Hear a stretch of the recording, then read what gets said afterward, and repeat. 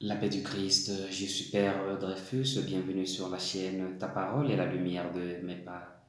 Ce dimanche, l'Église célèbre le deuxième dimanche du temps ordinaire B. Les textes qui nous sont proposés pour notre méditation sont les suivants.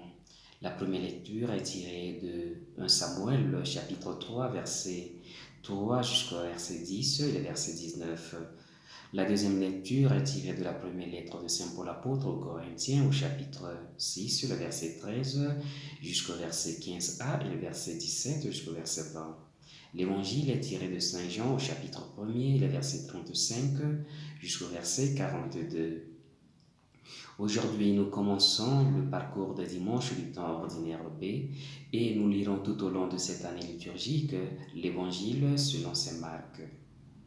Mais chaque année, avant de commencer la lecture suivie d'un évangile synoptique, l'Église consacre un dimanche au quatrième évangile.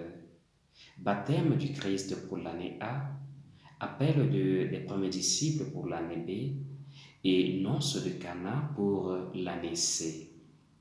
À travers l'évangile de Saint Marc, nous suivons Jésus pour entendre à nouveau son enseignement et redécouvrir les gestes qu'il a faits et les signes qu'il a donnés. Avant d'amorcer cette lecture continue, la liturgie de ce jour, à travers l'évangile de Saint Jean, nous aide à adopter une attitude première qui nous permet d'entrer en relation avec le Christ, d'accueillir ce qu'il dit et de nous attacher à sa personne. Cette démarche pour entrer en relation avec le Christ est engagée quand Jean-Baptiste désigne Jésus à ses disciples en ces termes, je cite, Voici l'agneau de Dieu. Fin de citation. Ceci nous fait comprendre qu'on ne découvre pas Dieu tout seul. C'est d'ailleurs ce que la première lecture du livre de Samuel nous a annoncé. Pour le jeune Samuel, le prêtre, Élie va être celui qui l'aidera à comprendre le sens des mots qu'il a entendus. Dans son sommeil, il a été appelé par son nom et croit que c'est Élie qui a besoin de lui. À trois reprises, il se lève et va vers le vieux prêtre. Celui-ci comprend alors que Samuel ne rêve pas, mais que la parole qu'il entend vient de la part de Dieu. Il lui explique alors comment y répondre. Je cite, Parle, Seigneur, ton serviteur écoute. Fin de citation. Dans la construction de notre relation avec Dieu, nous percevons des signes et des paroles, mais nous ne savons pas souvent comment répondre. Il faut bien que nous soyons aidés pour reconnaître sa présence. Quelqu'un doit nous guider pour nous introduire dans la relation avec Dieu. Samuel ne réussit à rencontrer Dieu qu'à cause du conseil du prêtre Élie. Ce dernier voit plus clair que lui.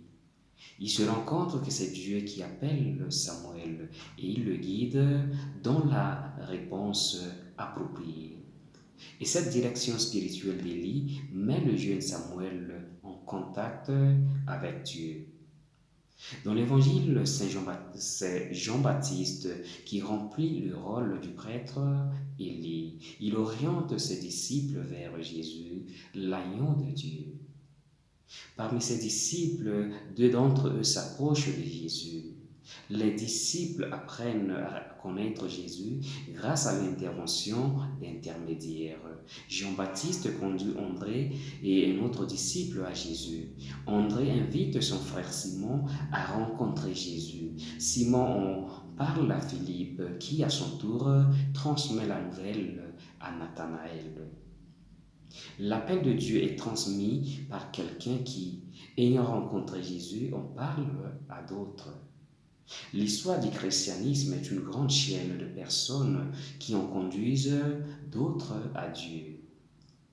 En réfléchissant sur l'origine de notre propre foi, nous nous souviendrons sans doute de certaines personnes qui nous ont introduits au Christ, nos parents, nos grands-parents, nos amis, les membres de nos communautés, etc.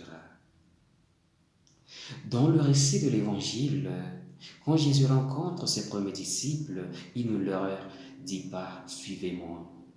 Mais je cite, que cherchez-vous?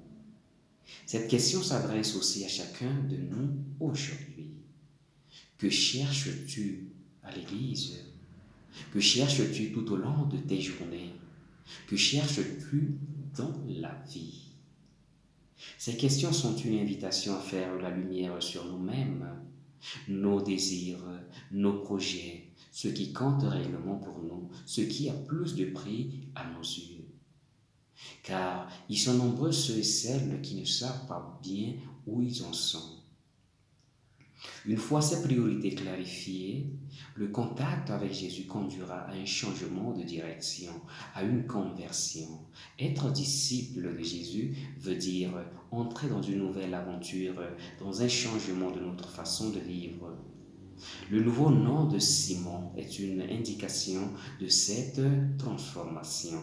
Je cite, tu es Simon, fils de Jean, tu t'appelleras Pierre. Fin de citation. Jésus révèle à Simon qui il est maintenant et qui il sera plus tard. Le contact avec Jésus donne un sens nouveau à notre vie et nous transforme. Le véritable chrétien, celui qui apprend petit à petit à changer sa façon de comprendre les choses et à adopter sa mentalité à celle du Christ. Les deux disciples répondent à la question de Jésus par une autre question, je cite, Maître, où demeures-tu?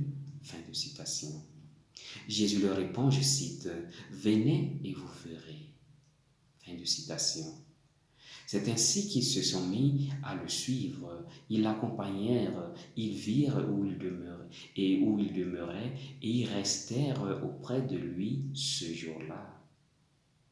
Pour eux, la meilleure manière de connaître Jésus, c'est d'aller chez lui, de le rencontrer dans sa maison et de rester avec lui dans son quotidien.